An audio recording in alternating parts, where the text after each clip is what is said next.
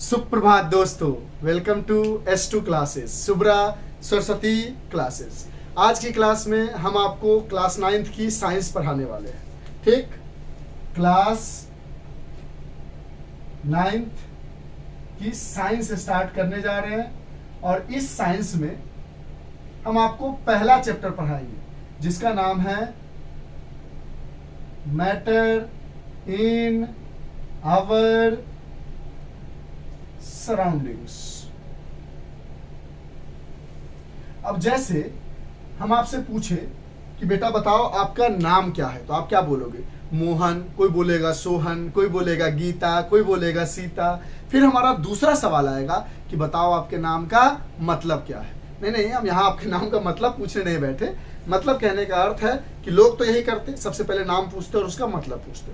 तो हमारा चैप्टर है मैटर इन आवर सराउंडिंग, पहला चैप्टर है साइंस का, क्लास 9th के।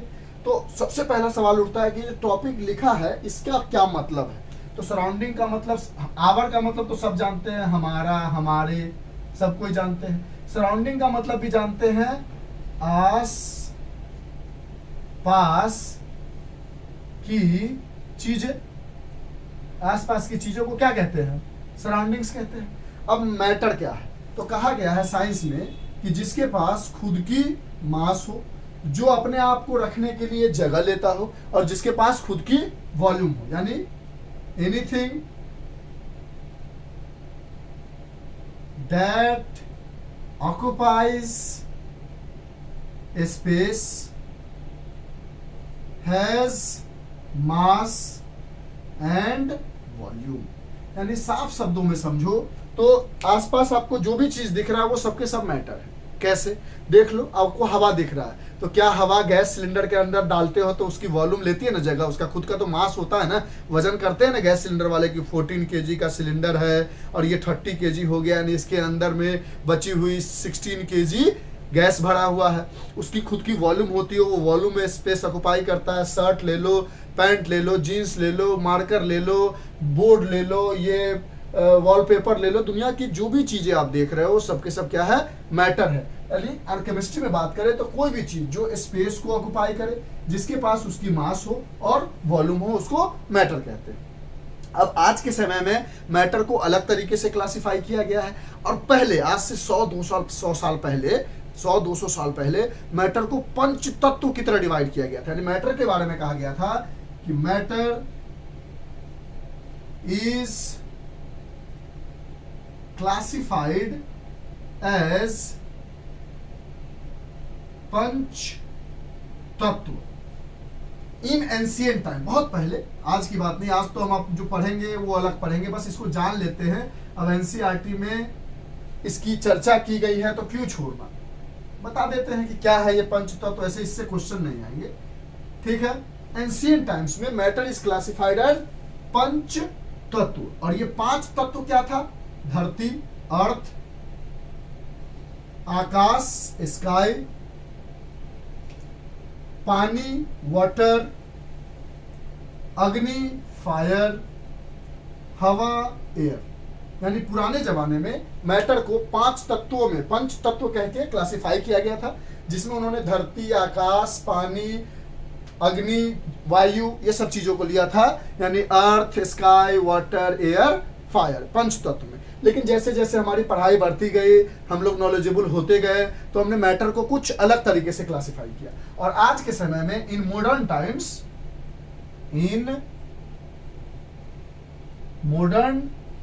टाइम्स मैटर को क्लासिफाई किया गया 2 तरीके से।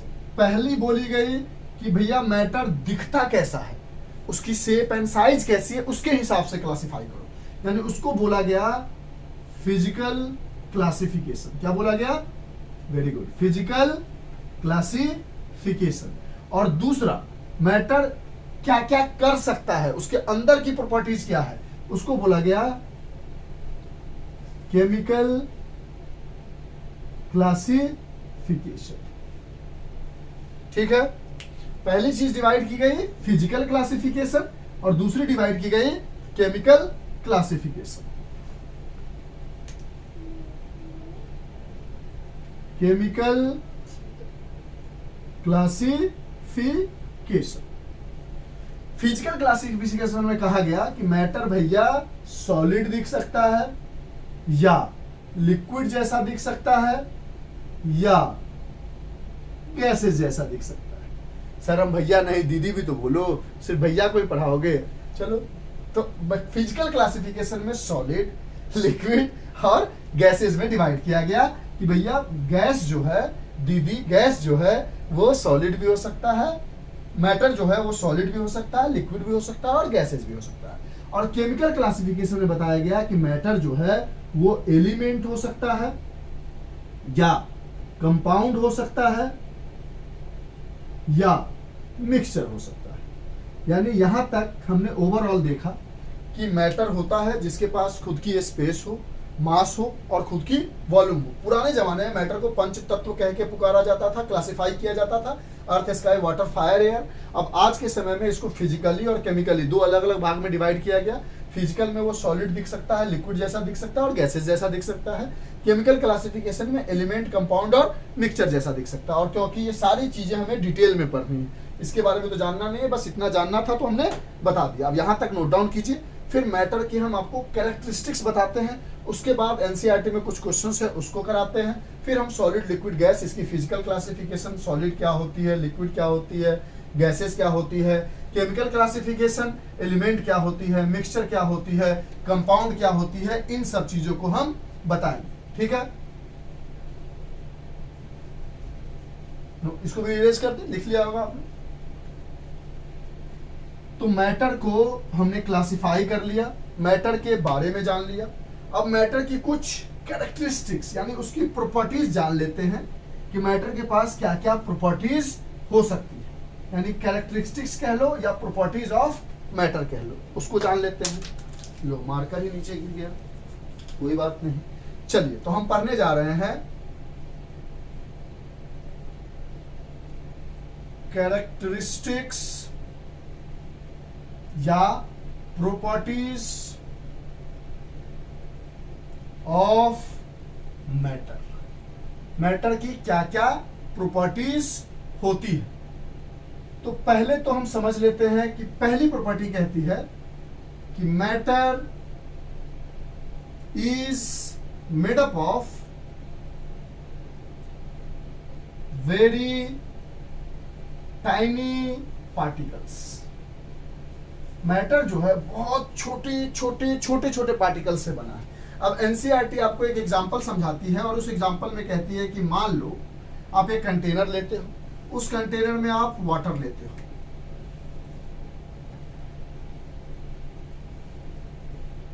अब इस कंटेनर में आपने क्या लिया, वाटर लिया। सपोज कर लो 90 ml लिया, और इसके अंदर आपने क्या किया, 10 ml KMNO4 डाल दिया। KMNO4 पोटेशियम पर मैग्नेट। अब इसकी जो कलर होती है वो होती है पर्पल।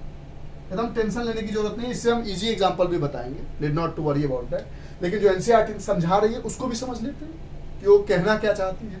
तो कहती है matter is made up of very tiny particles. Matter बहुत छोटे छोटे छोटे छोटे पार्टिकल से बना है। इसके लिए एग्जांपल में वो समझाते हैं कि मान लो आप 90 ml वाटर ले लेते हो और उसमें 10 ml KMNO4 पोटेशियम पर मैग्नेट ले लेते हो, जिसका कलर क्या है, पर्पल। अब इसमें आप क्या कर रहे हो, ऐड वाटर।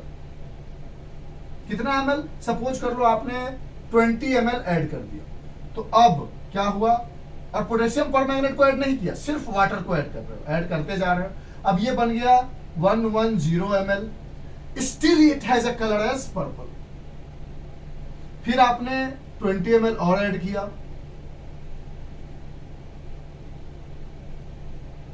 अब इसकी लेवल और लड़ाइज हो गई लेवल, और ये हो गया हमारे पास 130 ml। अब आपने देखा कि still it has a colour as purple.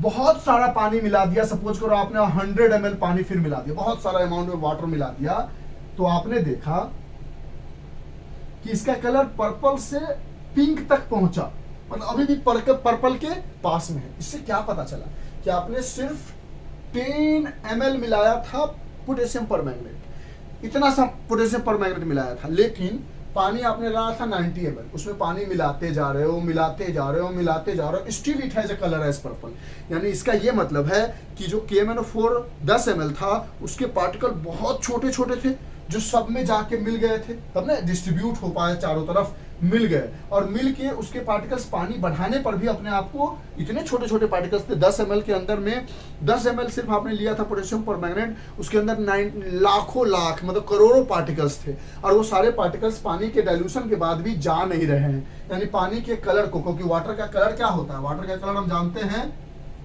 Odourless होता है,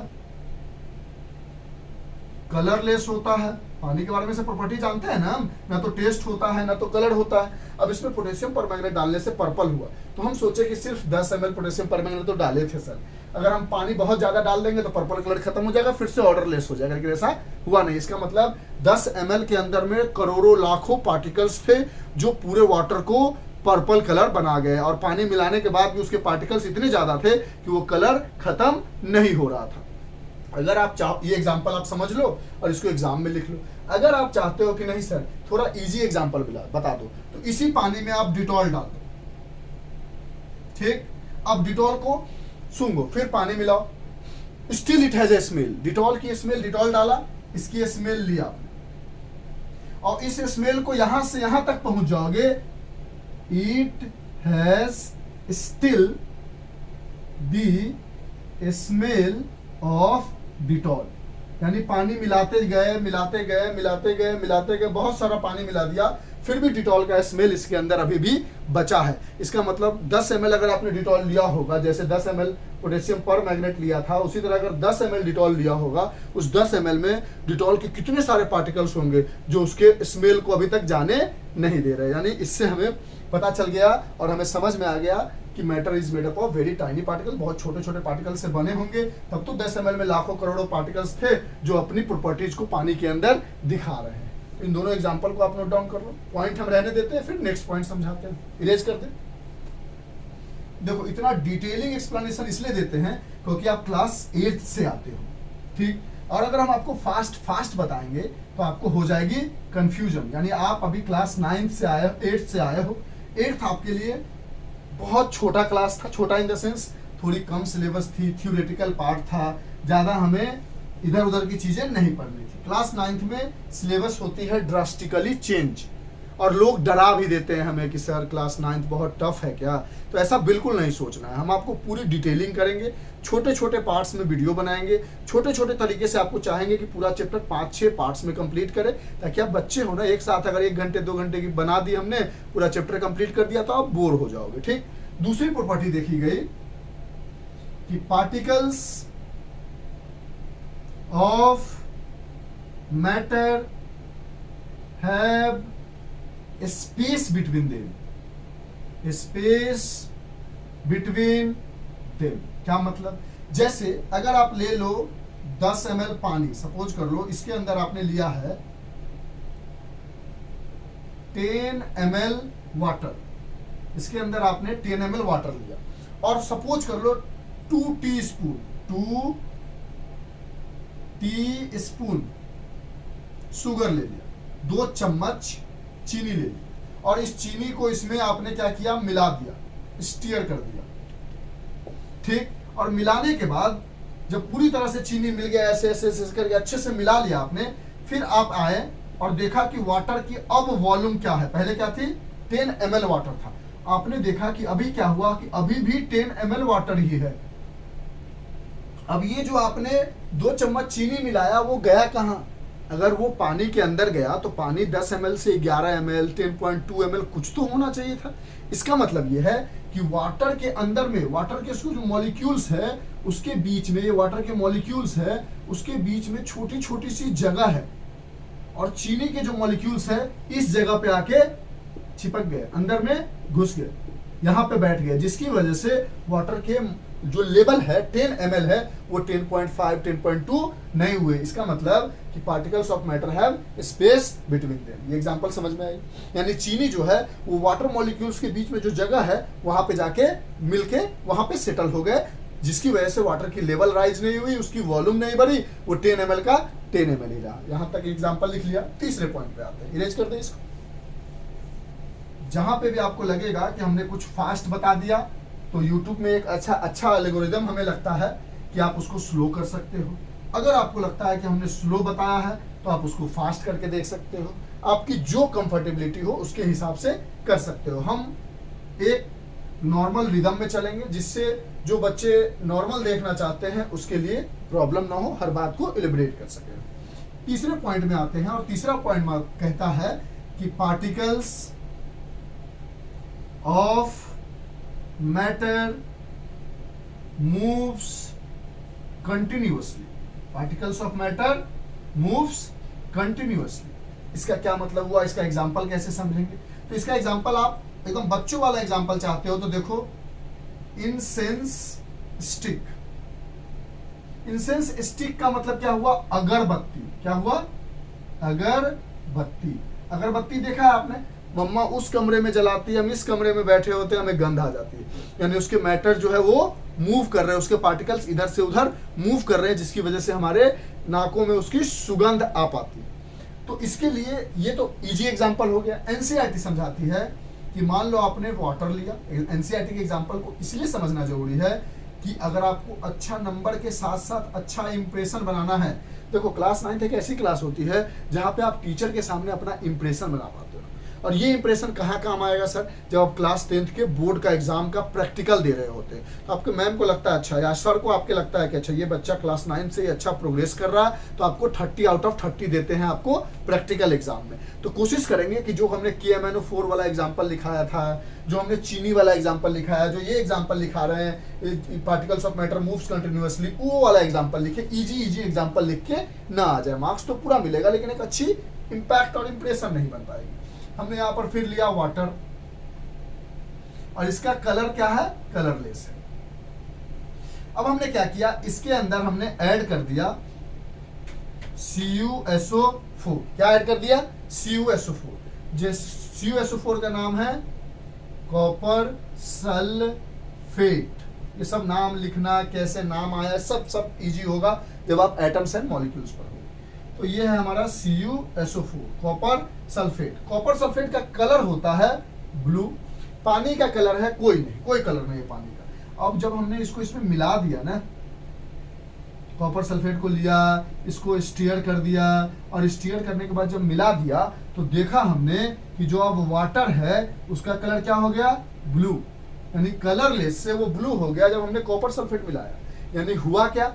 हुआ ये कि कॉपर सल्फेट मान लो थोड़ा सा ही मिलाया, 1 टीस्पून 2 स्पून ही मिलाया, तो क्या हुआ? उसके पार्टिकल्स ब्लू कलर के थे। कॉपर सल्फेट 1 चम्मच मिलाया, उसके पार्टिकल्स मूव करके पूरे वाटर में फैल गए।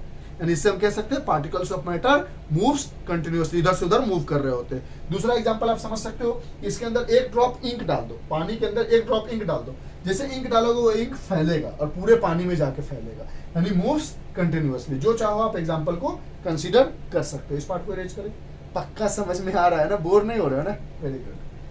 कोशिश करोगे अच्छे से समझ में आएगा। लास्ट पॉइंट, 4 पार्ट इसके कैरेक्टरिस्टिक्स है मैटर के, वो चारों हम समझाते हैं। फिर उसके बाद इस बुक में एक क्वेश्चन आता है, उस क्वेश्चन को करते हैं, और इस वीडियो को आज के लिए वहीं तक रहने देंगे, क्योंकि उसके बाद हम सॉलिड लिक्विड गैसेस के बारे में बताएंगे एक वीडियो में। फिर एक वीडियो में हम आपको एलिमेंट मिक्सचर कंपाउंड के बारे में बताएंगे। फिर एनसीईआरटी के क्वेश्चंस करेंगे और इस तरह से आपका सिलेबस कंप्लीट हो जाएगा पहले चैप्टर का। चौथा पॉइंट है हमारे पास कि particles of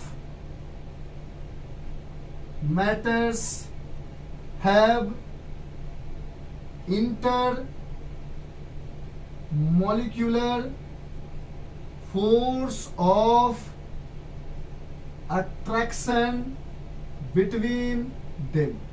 Particles of matter have intermolecular force of attraction between them. क्या मतलब? इसका मतलब ये है कि अगर आप सॉलिड लेते हो तो इसके पार्टिकल्स पूरे चिपके चिपके होंगे ऐसे, तभी तो सॉलिड को हम कंप्रेस नहीं कर पाते हैं, सॉलिड को हम फ्लो नहीं कर पाते हैं। It can not take the shape of container, पढ़ेंगे आगे।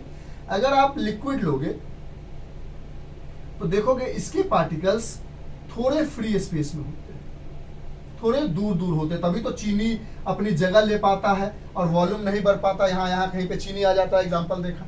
और गैसेस लोगे तो बहुत दूर दूर होंगे। यानी अगर कहा जाए कि सबसे ज्यादा फोर्स ऑफ अट्रैक्शन किस में है, तो इसमें, सॉलिड में, उसके बाद लिक्विड में, और सबसे कम गैसेस में। इसलिए तो गैस को हम कंप्रेस कर पाते हैं, क्योंकि इसका इतना जगह है। अब 3 मॉलिक्यूल्स है गैस के, इतना दूर फैला, उसको पकड़ के छोटा कर सकते हैं। तो ये हो गए 4 प्रॉपर्टीज। ये फोर्स ऑफ अट्रैक्शन सॉलिड में ज्यादा होता है, उसके बाद लिक्विड, उसके बाद गैसेस में। यानी particles of matter have intermolecular force of attraction between them and greater in solid, liquid has lesser than solid and gases has very less force of attraction between the molecules. यानी liquid के पास, gases के पास सबसे कम force of attraction होते हैं molecules के बीच में। अब इसको आप नोट डाउन करो। अब आपके एनसीईआरटी में क्वेश्चन पूछा गया पहला। अब यहां तक पढ़ने के बाद आपसे पहला क्वेश्चन पूछा गया, which of the following are matter. Question में है आपका, अगर आपके पास बुक नहीं है तो बुक निकाल लो, पेज नंबर 3 होगा आपका। पहला क्वेश्चन है कि which of the followings are matters. इन सब में से मैटर्स कौन है। इसमें दिया गया है आपके पास ऑप्शन में कि चेयर है, एयर है, लव है, स्मेल है, फिर हेट है, फिर अल्मोंड्स है, फिर थॉट्स है, फिर कोल्ड है, फिर लेमन है, फिर वाटर है, फिर स्मेल ऑफ परफ्यूम है। तो मैटर के बारे में हमने आपको क्या बताया, anything that occupy space and has volume. यानी चेयर भाई जगह लेता है, उसकी खुद की वॉल्यूम है। एयर जगह लेता है, उसकी खुद की वॉल्यूम है। प्यार, प्यार क्या है, एक इमोशन है, वो जगह थोड़ी लेता है, इसलिए लव नहीं होगा। स्मेल होगा। अब किसी चीज की स्मेल आ रही है आपको, तो उसके पार्टिकल्स मूव कर रहे हैं। Particles of matter moves continuously, जिसमें इंसेंस स्टिक लिखाया था, अगरबत्ती, तो अगरबत्ती के पार्टिकल्स ही तो मूव कर रहे हैं, तभी तो हमें स्मेल आ रही है किसी चीज की। यानी ये क्या है, हमारे पास मैटर है। हेट, किसी से नफरत करना, इसके अंदर कोई पार्टिकल्स इन्वॉल्व नहीं है, वो हमारे दिल का इमोशंस है। जैसे प्यार हमारे लिए इमोशन था, तो हेट नहीं होगा। अल्मोंड्स खाते हैं, it has mass, occupy space and has volume. Thoughts, हम सोचते हैं, तो हमारे दिमाग की एक इमोशनल थॉट है, इमोशनल हो जाए या प्रैक्टिकल हो जाए या फिर प्रोफेशनल थॉट हो जाए, तो हमारी एक थॉट है जो हमारे दिमाग में कोई जगह नहीं लेता, हम जब चाहे उसको बाहर निकाल सकते हैं। अरे सर हमारे दिमाग में तो डर का खौफ बन गया है, थॉट तो जाता ही नहीं, तो उसके लिए आपको मेडिटेशन करना पड़ेगा। यानी थॉट भी मैटर नहीं है। कोल्ड, ठंड लगना, वो भी एक तरह का मैटर नहीं है, क्योंकि ठंड लगना एक फीलिंग है। हाँ, ठंडी हवा एक मैटर है, हवा आती है तो हवा एयर के पास होती है, लेकिन ठंड हम महसूस करते हैं, उसके कोई पार्टिकल्स नहीं होते। लेमन मैटर है, क्योंकि लेमन देखा आपने, स्पेस, वॉल्यूम है। पानी matter. Smell of perfume, perfume की स्मेल भी मैटर में कंसीडर होगी। क्यों? क्योंकि उसके पार्टिकल्स इधर से उधर मूव कर रहे होंगे, तभी तो उसकी स्मेल हमारे नाकों में आ रही होगी। Particles of matter. और परफ्यूम एक मैटर है, उसके अंदर जो भरा हुआ वो एक गैस है, और गैस क्या है, उसके पार्टिकल्स है, और जिसके पास भी पार्टिकल्स होंगे उसके पास स्पेस होगी, वो स्पेस लेगा, वॉल्यूम होगी, मास होगी। यानी स्मेल ऑफ परफ्यूम भी क्या है, मैटर है। यानी मैटर अगर पूछा जाए इसमें कौन कौन सा मैटर था, तो आप बोलोगे सर चेयर है, एयर है, अल्मोंड्स है, लेमन है, वाटर है एंड स्मेल ऑफ परफ्यूम है। यही सारी चीजें क्या है, मैटर है। इसके अलावा कोई भी मैटर नहीं है, जैसे लव हो गया, हेट हो गया, थॉट हो गया और कोल्ड हो गया, ये सारी चीजें मैटर नहीं है। इसको आपने ये वाला पार्ट तो लिख लिया होगा, इरेज कर दे। चलो, नहीं लिखा होगा तो पॉज करके लिखने की कोशिश करो। 2 क्वेश्चन और है, 3, उसको बताते हैं, उसके बाद ही रोकेंगे, क्योंकि क्वेश्चन बना लेने से क्या होता है ना, आपको फायदा ये होता है कि आप उस टॉपिक के रिगार्डिंग सारी बातें समझ जाते हो। अच्छा अच्छा, ऐसा पढ़ा है अभी हमने। दूसरा क्वेश्चन कहता है, give reason for the following observation. Give reason for the following observation. इसके अंदर पार्ट है कि the smell of hot sizzling food reaches you several meters away, but to get the smell from cold food you have to go close। Question लिखने से आप मतलब समझ गए होंगे। जब क्वेश्चन बहुत बड़ा होगा, टाइम कंज्यूमिंग होगा, तब तो हम आपको एडिट करके क्वेश्चन लिख के डायरेक्ट वीडियो पे आ जाएंगे। छोटा था इसलिए हमने कंटिन्यू कर दिया।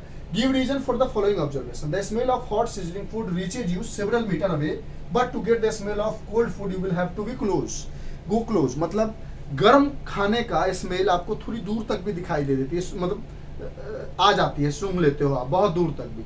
लेकिन ठंडा हो जाता है खाना, तो उसकी सुगंध को लेने के लिए खाने के पास जाना पड़ता है। ऐसा क्यों?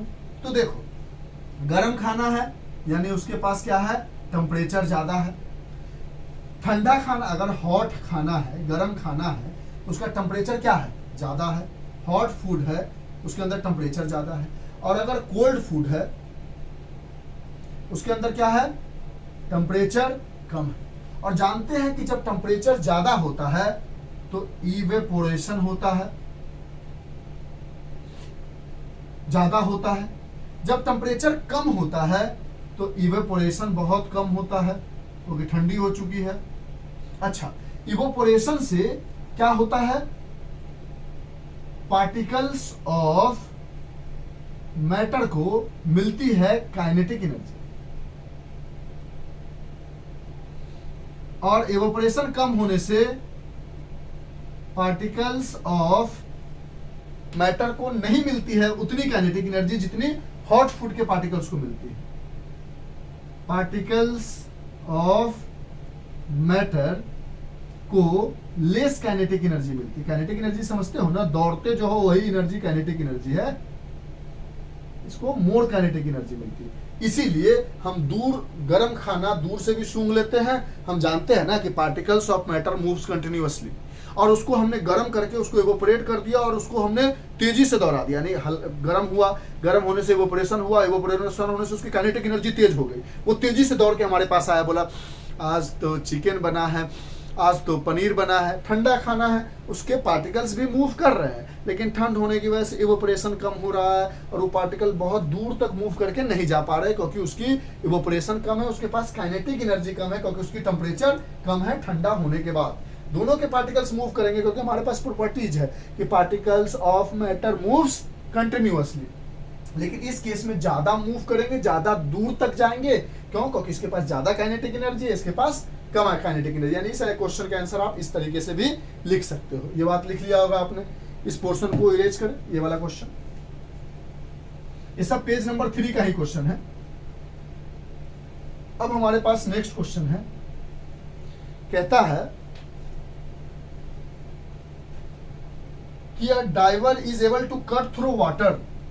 Question number 3. A diver is able to cut through water in a swimming pool. Which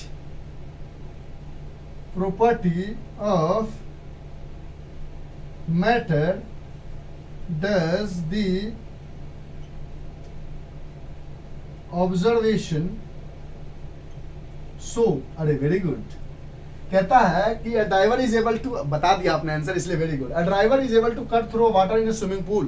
जब स्विमिंग पूल में एक डाइवर होता है जो डाइव करता है, स्विमिंग करता है, वो पानी को ऐसे काटता हुआ आगे निकल जाता है। कैसे? इसका क्या ऑब्जर्वेशन सीखा आपने? सीधा सवाल कि particles of matter have space between them. इसलिए तो चीनी घुल के पानी का वॉल्यूम नहीं बढ़ाया ना। अब कोई लकड़ी के चीज में, कोई वुडन ब्लॉक में ऐसे ऐसे हाथ करके आगे बढ़ सकते हो, नहीं चोट लग जाएगी, आगे जाओगे नहीं, क्योंकि उसके बीच में स्पेस बहुत कम है। देख रहे हो ना, फोर्स ऑफ अट्रैक्शन ज्यादा था तो जगह कम था, लिक्विड में फोर्स ऑफ अट्रैक्शन कम है। देखो हवा में ऐसे ऐसे हाथ हम आसानी से कर रहे हैं, पानी में इसमें थोड़ा टफ होता है, फिर भी हम उसको चीरता हुआ निकल जाते हैं, because it has space between them, particles of matter have space between them. और लास्ट क्वेश्चन हमारे पास कहता है कि what are the characteristics of particles of matter. Question last कहता है 4th number, what are the